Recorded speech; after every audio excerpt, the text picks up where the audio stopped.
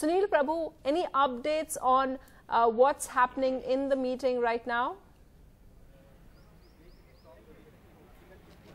Well, Rahul Gandhi is speaking. The meeting is underway.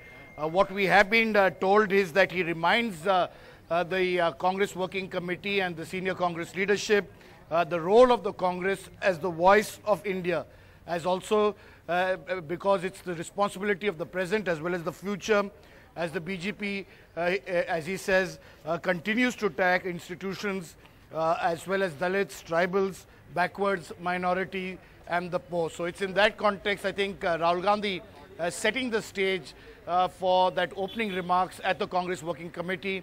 As I was pointing out to you earlier, on the agenda are two important points. One is the present political situation, which Rahul Gandhi has already enumerated, and the second is the road to 2019. What we have been made to understand is that that mandate and that clearance will be given to Rahul Gandhi to forge specific alliances, state alliances specific to states, to go ahead and ensure that the BJP-led Narendra Modi government at the center is defeated. For that, you need to have alliances at the state level. We have been reporting from June about the possible alliance with the Bahujan Samaj Party in states like Madhya Pradesh as well as Chhattisgarh. And of course, the BSP wants its presence to be felt even in Rajasthan.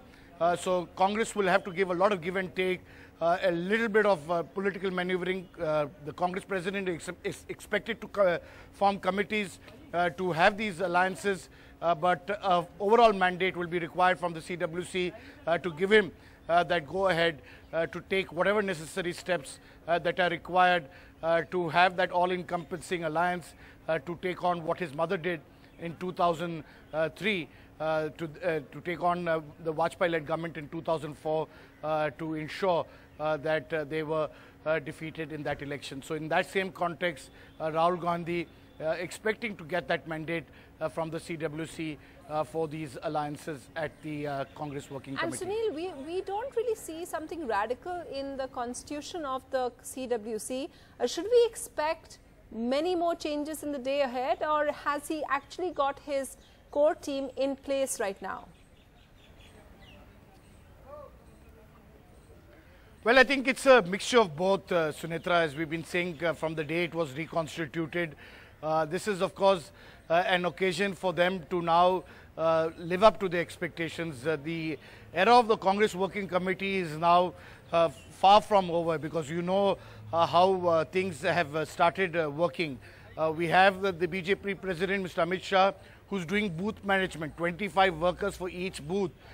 Then having samitis and a huge work, wherewithal and infrastructure to ensure that either way that the BJP will be able to come out trumps, as it has successfully done from 2014, barring of course Karnataka, even though it did pretty well.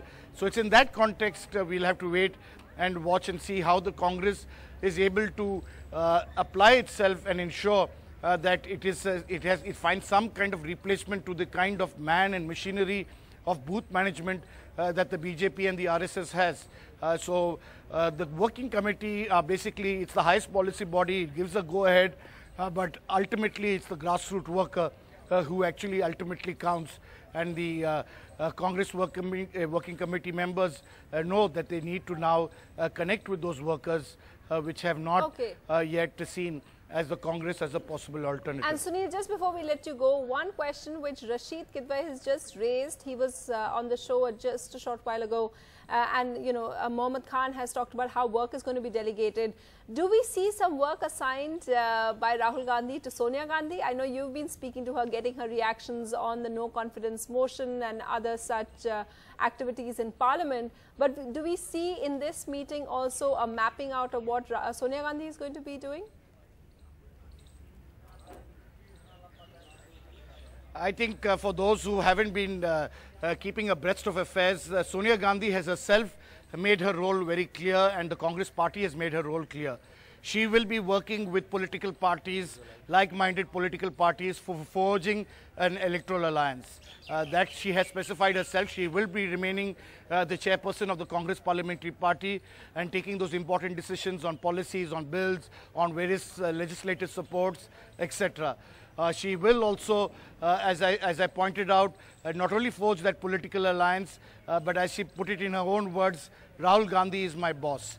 So it's in that context that the stage is set. She has a kind of an image which is all-encompassing for like-minded parties. She's been able to get the left, Mamata Banerjee, the Trinamool, the TRS, and other parties to actually speak to each other at various occasions. It's a different matter that the numbers didn't come out at this time.